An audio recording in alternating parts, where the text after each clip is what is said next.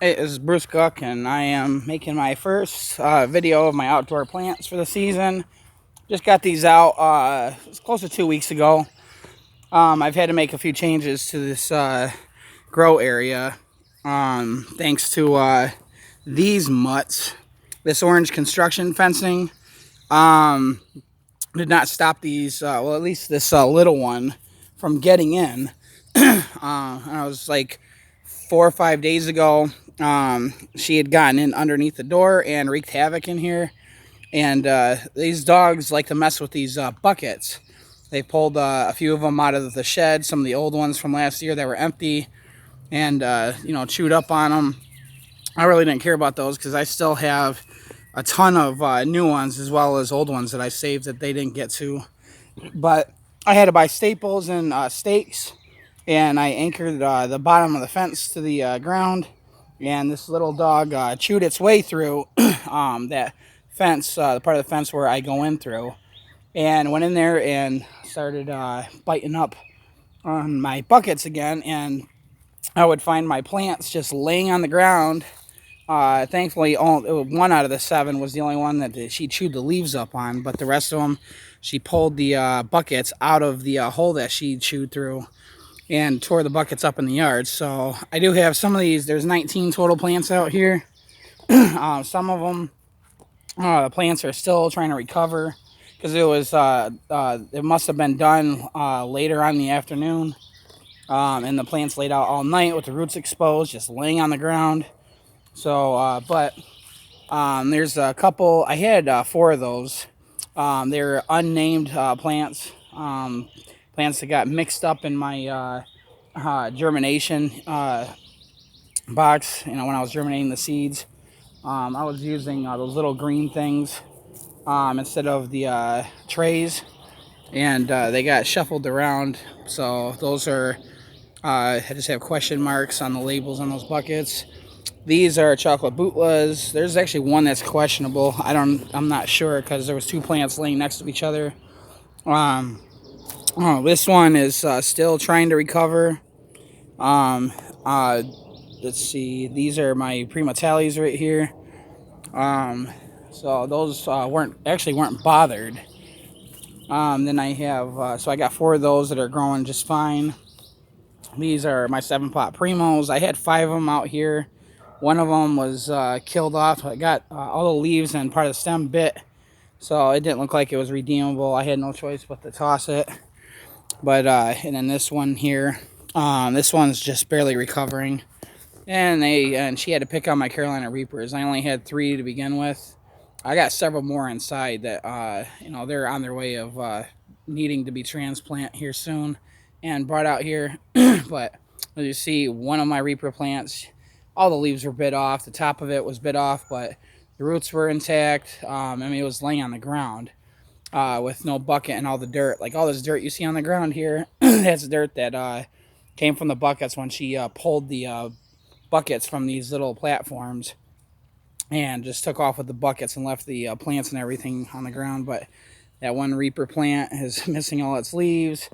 And then when the very next night when she bit through the fence, actually you could see it from this side through that board. You see that big hole? That was her ripping her way through it.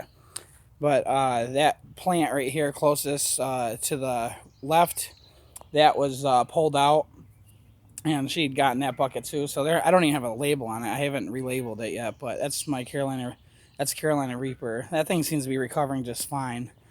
But this is what I have so far. Well, this plant right here is actually that Trinidad Maruga scorpion plant that I kept from last year. The one that didn't produce before the freeze hit.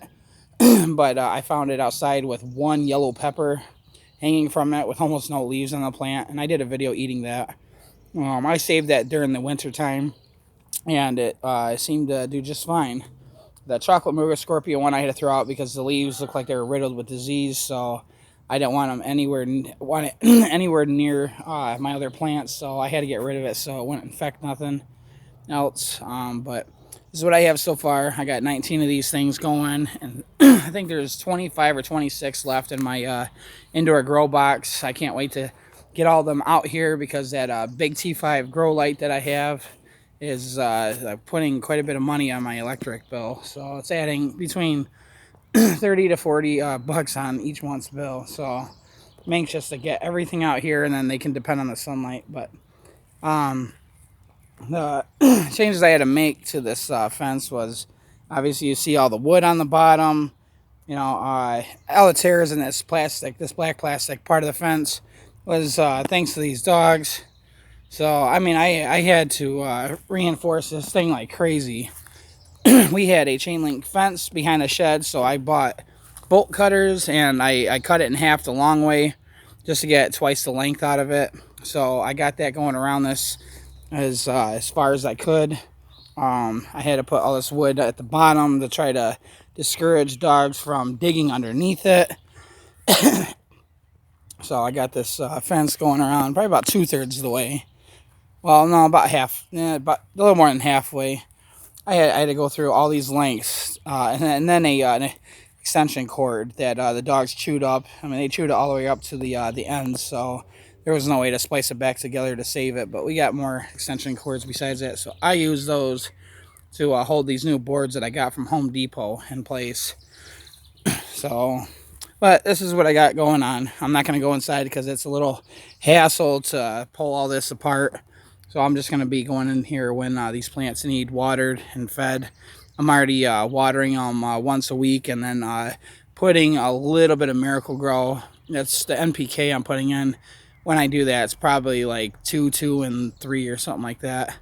So this is fresh soil that I transplanted them in, so it's got enough nutrients on its own to sustain them for the most part. But I've fed them once so far, just because a lot of these plants had been pulled out of their buckets, and I waited a couple days before I gave them the plant food so they could readjust the soil. But a lot of them, all the ones they pulled out of the buckets were looking pretty glim at first. Like the leaves were real depressed and stuff. So I'm doing what I think I have to do to perk these plants back up, and seems to be doing just fine, with the exception of those 2 plants that are in poor condition. But the one should grow its leaves back no problem, and then the other one, I mean, if I have to clip the leaves off and have it regrow the leaves, then so be it. I got plenty more plants, so let's just hope these dogs don't find another way to get in here. But that's my update, and I'll put up another video when I got something new and interesting to share with you guys. Till then, catch you later.